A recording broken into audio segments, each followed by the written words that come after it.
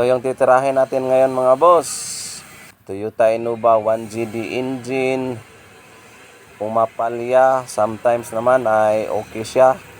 So sabi ng may-ari, kahit daw nga minivan na multicab ay mahirapan siyang mag-overtake. Aba, talagang hindi okay yun mga boss. At napakaitim ng usok pagdating sa biritan. So ngayon tingnan natin dito sa loob.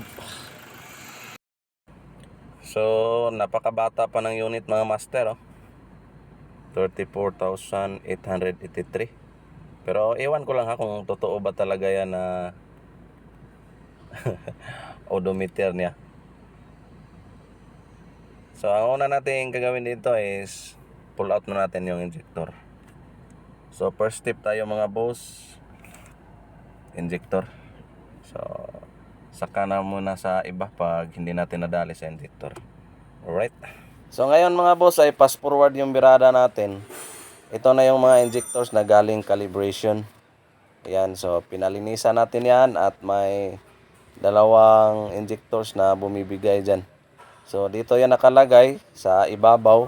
So madali lang naman siyang tanggalin. Kung may nakaharang ay kunin nyo lang para ma-pull out nyo yung injectors. So ganun lang mga boss. At so fast forward tayo ulit pag na-install na natin to. Alright. Pagkatapos natin i-install yung injector, ito na. Test na natin.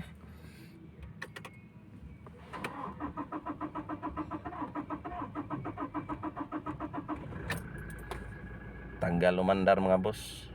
Kasi nga ay wala pang laman yung high pressure natin papuntang injector.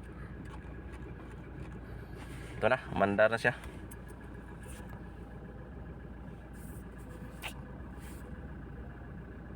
Hindi na palyado, hindi na kurog-kurog yung kalagayan, oh. Toyota Innova 1GD engine. Alright. So ngayon mga boss, andito na tayo sa labas ng shop, oh. So dati napaka-usok talaga nito at pumapalya siya.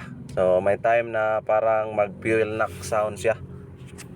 At pag fuel knock sound, so pagtingin mo sa likuran ng side mirror, grabe yung black smoke. Umaapaw talaga. So test drive natin. Pero napaka busy ng daan, oh. Hindi tayo makapagbuelo ng maayos. Pero yung andar ng engine mga master, hindi na fuel lock. Napaka pino na. So uusok to mga boss pag dating sa high RPM. Sa kumbaga pag buelo mo, saka lalabas yung black smoke. Pero pag natural yan lang yung andar, katulad nito, 1000 RPM to 2000 RPM, hindi pa siya masyadong usok. So dito tayo mga boss para makapagbuelo tayo. So okay, let's go. Then so tingnan nyo dun sa side mirror mga boss, ha.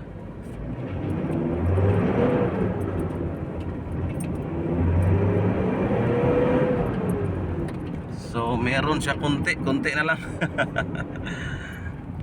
So siguro sa stock pipe na lang to ng engine, sa stock pipe ng exhaust natin. So dyan siguro sa kabilang side mirror maka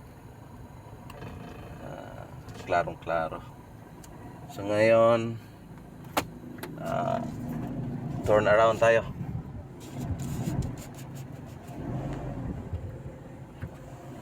Turn around.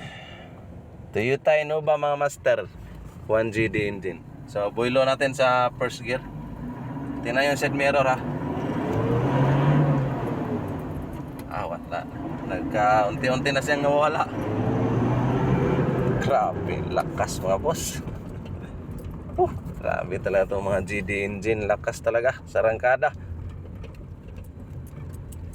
So alright, so under observation na lang to mga boss. Sabihan natin yung may-ari na pag after 1 week kung andito pa rin yung usok na napaka itim. So pabalikin natin. Okay, hanggang dito na lang yung video natin mga master, at God bless ating lahat. Yes sir.